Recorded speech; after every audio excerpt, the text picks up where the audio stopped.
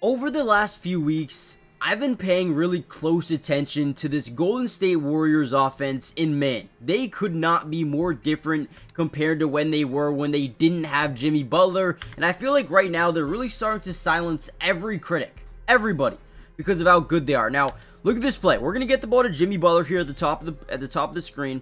Now, because you have a guy like Steph Curry who is a major distraction, right? We're gonna clear out that weak side of the floor, and we're going to set what we call an away screen.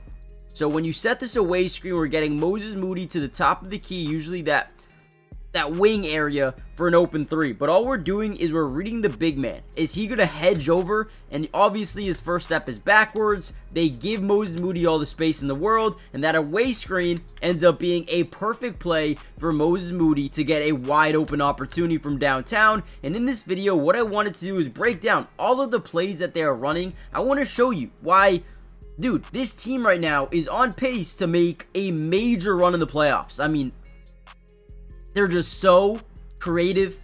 Their offense is so dynamic. Let's just break down the film. Alright, here's a really cool play. We're going to get what you call a give and go, pick and roll from Draymond Green as he flings this thing over to Steph Curry. We're going to come off it. We're going to set up this screen.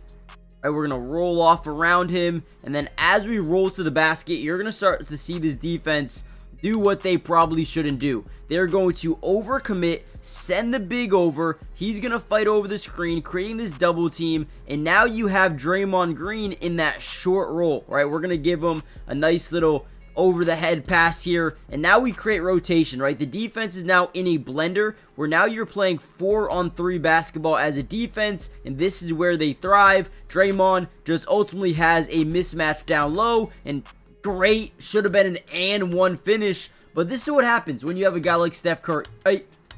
Off that pick and roll, hit him in the short roll, and then have a wide open layup. Not a wide open layup. It should have been an and one layup, is what I meant to say. But again, just great execution. All right, my favorite thing about this team, when Gary Payton is healthy, they are different. They are a different basketball team because he's a guy they like to use in the short roll. Again, we just saw Draymond Green do it. We set the screen. We get that big to rotate over. They're going to hedge over the screen as well. Right when we set that screen, we want to roll to the basket, right? Whenever you're a guy who's really good in the short roll, basically it means that you're a playmaker off setting screens, the high pick and roll, whatever it may be, right?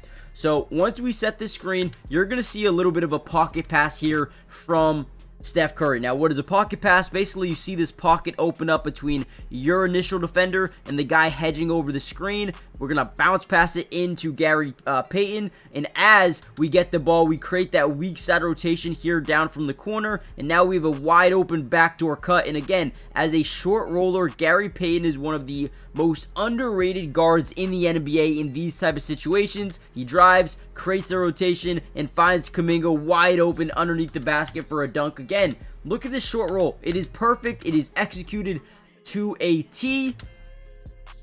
And no mistake made, man. Let's go. I love it. All right, here we go. We're going to get a give, go chase with the DHO. So we're going to give it to Looney. We're going to go chase the ball. We're going to initiate this DHO. Now, as pods, you're loving this, right? Because you know you're coming off this thing. If he goes underneath the screen, we're going to stop and pop for a three right here. If he goes over the screen, which is what a lot of teams do, we're going to attack. And the reason we're going to attack is because look at Nikola Jokic. Look how far he is away from this top of the key. You do not like to be in these situations as a big. He goes over. We're going to bend off that thing. Now we're going to be able to stop and pop with separation because Jokic never steps up, gives us a wide open mid-range. Pods has been huge for this team lately, and he's really developing into a nice little elite role player for this team. And man, I mean, he could fit on a lot of NBA teams, but the Warriors stole him.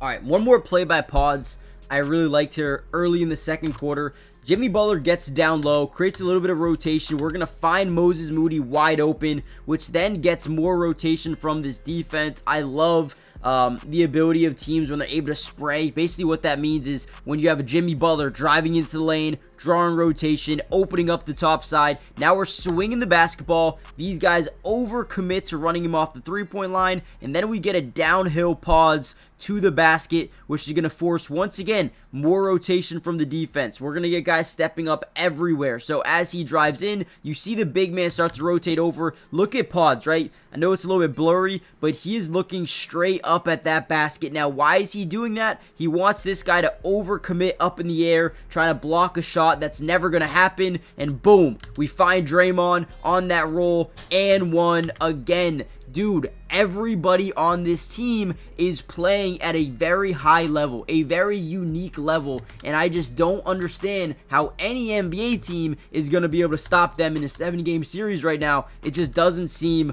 possible. Now, before we get any further into the film analysis, we broke down part 1 yesterday. If you want to check out that video, go check it out. But more importantly, hit the like button, comment down below P2 if you guys enjoyed these videos and want more for the future. But lastly, subscribe to the channel, guys. It is free, it doesn't cost anything, and we will be covering the Golden State Warriors all year long. Make sure you guys join the family. Lastly, one more thing.